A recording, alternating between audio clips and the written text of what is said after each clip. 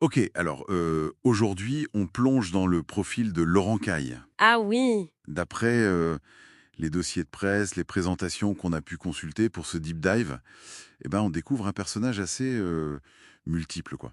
c'est le moins qu'on puisse dire, hein. Maître perruquier, coiffeur, maquilleur, reconnu, mais aussi historien, auteur, formateur et Et entrepreneur. avec une très longue carrière internationale, plus de 35 ans. Exactement.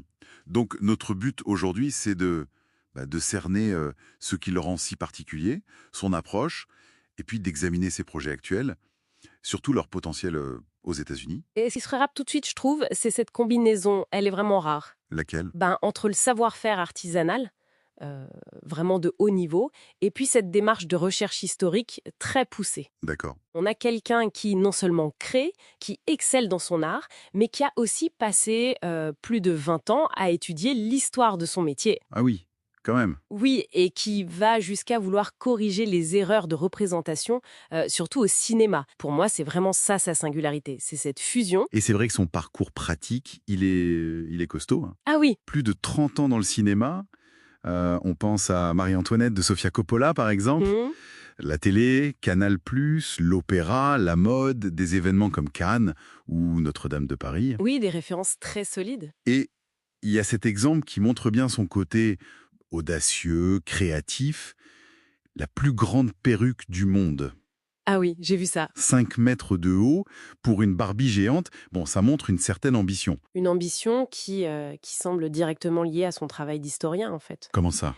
Il est devenu un spécialiste, reconnu internationalement pour l'histoire de la coiffure, des perruques. Il donne des conférences dans des universités de Paris, à Taipei apparemment. D'accord. Et son but, c'est clair, c'est de rétablir une certaine justesse historique, de pointer les anachronismes qu'on voit souvent dans les films d'époque. Par manque de recherche, peut-être? Souvent, oui, manque de sources ou de recherche approfondie. Et donc, cette expertise, ça lui donne une caution d'authenticité. C'est un atout de plus en plus recherché aujourd'hui. Alors justement, comment est-ce que cette double casquette, artisan, historien, comment ça se concrétise dans ces projets? On voit une stratégie qui se dessine, non? Oui, tout à fait.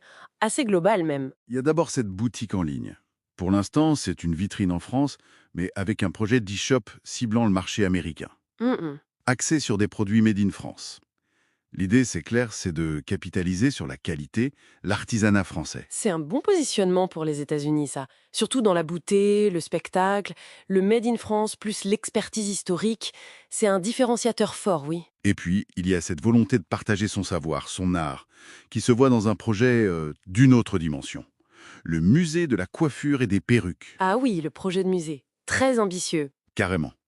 Créer un lieu unique au monde, avec des reconstitutions, des mannequins de cire façon Grévin, pour explorer l'histoire des modes capillaires, leur signification sociale. C'est un projet énorme, c'est sûr. Monter ça, c'est un sacré défi. Bon, déjà, trouver le lieu. Oui, ce n'est pas défini encore.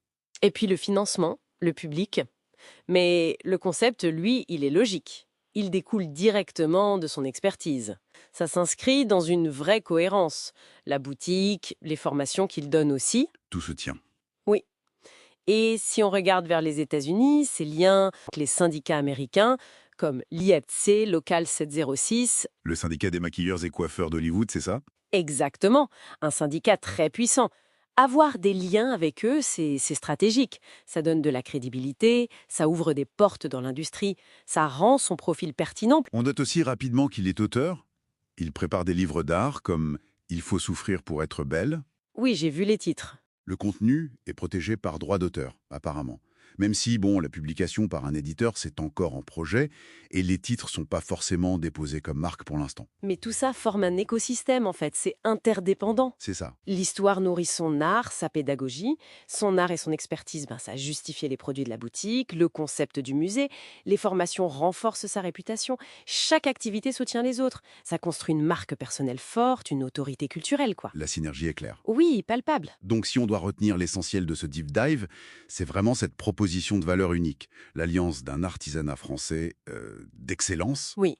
d'une authenticité historique, sourcée, rigoureuse, Hmm, et d'une vision entrepreneuriale et culturelle assez ambitieuse avec ses t-shop US et ce projet de musée. tout à fait.